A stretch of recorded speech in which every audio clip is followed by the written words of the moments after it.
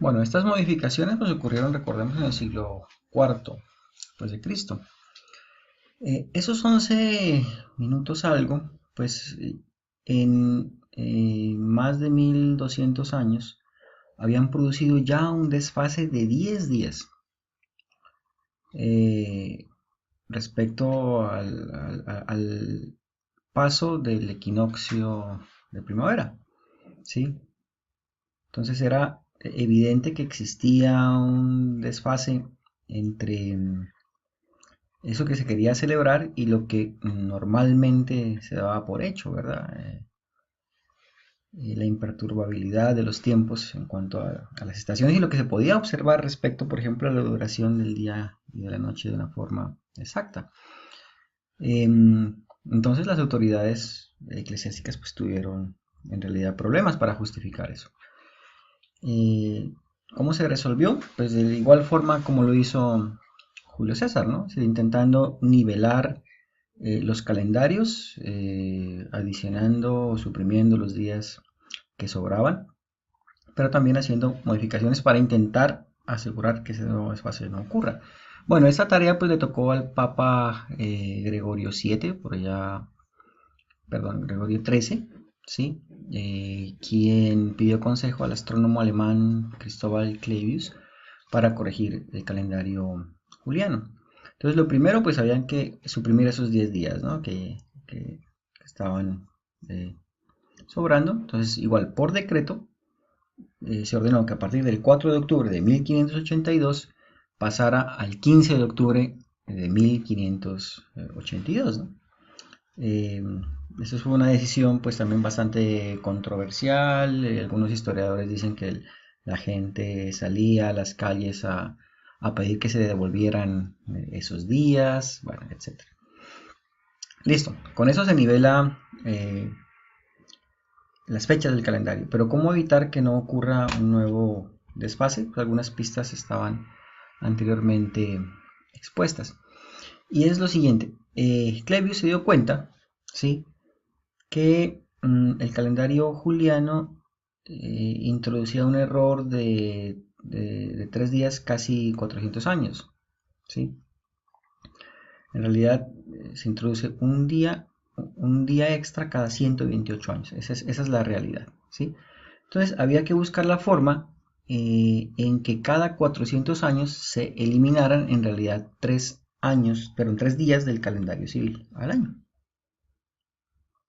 Entonces, por ejemplo, si consideramos esta secuencia de años bisiestos, 1600, 1700, 1800, 1900 y 2000, ¿sí? Por ejemplo, entre 1600 y 2000 hay 400 años.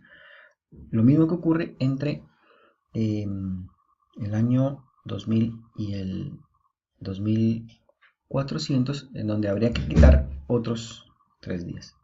Entonces la solución pues es relativamente ingeniosa, y es que si hay un año bisiesto que se divida exactamente por 400, ese año va a ser bisiesto. Pero si el año de fin de siglo no es exactamente divisible por 400, pues entonces ese año no será bisiesto. Entonces, en esa misma secuencia que vimos antes, ¿sí? 1600 es divisible entre 400, entonces va a ser bisiesto. El año 2000 es divisible entre 400, va a ser bisiesto. El año 2400 es divisible exactamente entre 400, va a ser bisiesto. Pero los años bisiestos 1700, 1800 y 1900 del calendario juliano, por ejemplo, al no ser divisibles entre 400, no son años bisiestos. Lo mismo ocurrirá con el 2100, el 2200 y el 2300. Entonces, a esa reforma, sí, a esa pequeña reforma de los años de cambio de siglo divisibles entre 400, más saltar, ¿verdad?, los 10 días que hacían falta por allá en octubre de 1582, es lo que se llama calendario gregoriano y es el calendario que actualmente nos rige. Entonces, ¿qué tan preciso es ese calendario? Pues el calendario gregoriano en promedio tiene una duración de 365 días, 2425 10 milésimas, ¿sí? O sea, apenas 3 10 milésimas de día difiere con la duración del año trópico. Ese calendario fue adoptado inmediatamente en países católicos o de tradición católica, como por ejemplo Italia, España, Portugal y Francia. Países como Suiza, como Polonia, Hungría, Holanda y algunos de los estados que conformaban la actual Alemania, pues lo adoptaron algunos años después. Otros años más tarde fue adoptado ya por el resto de Alemania, por Dinamarca y por Suecia. Pero por ejemplo, en países como en Gran Bretaña, el calendario gregoriano apenas fue introducido en 1752.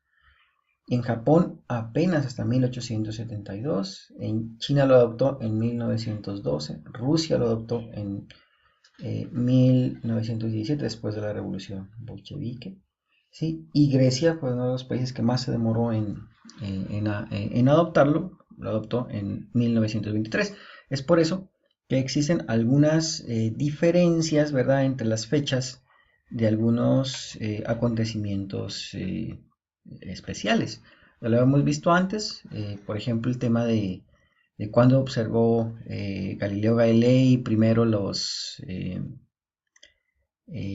satélites de Júpiter, ¿no? Sí, porque algunos hablaban en fechas del calendario gregoriano cuando otros todavía lo hacían en el calendario juliano. La revolución rusa, ¿no? Algunos dicen la revolución de octubre, otros hablan de la revolución de noviembre, precisamente por eso, ¿no? Porque Rusia todavía estaba en el calendario juliano cuando esa revolución ocurrió. Bueno, precisamente lo que ya les había dicho acá, ¿no? Curiosidades con ese calendario. En sus escritos, Galileo Galilei dijo que observó con su telescopio 3 pequeñas estrellas alineadas con Júpiter el 7 de enero de 1610, ¿sí? Y que el 10 de enero vio una cuarta estrella. Finalmente resultaron ser los satélites jovianos. Pero en 1614, el astrónomo alemán Simon Marius escribió también una publicación en la que decía que él empezó el registro de los satélites de Júpiter el 27 de diciembre de 1609. O sea, en teoría, antes que Galileo. Bueno, ahí están las cartas, etc. Pero pues lo que no sabíamos, sí, es que Italia en esa época ya se había acogido al calendario gregoriano y Alemania todavía no, ¿verdad? Por lo cual, en realidad el 27 de diciembre en Alemania correspondía al 8 de enero en Italia del calendario gregoriano. O la otra curiosidad, ¿no? Es que Santa Teresa de Jesús murió el 4 de octubre de 1582 y fue enterrada el 15 de octubre de ese mismo año. ¿Cuántos días estuvo en velación?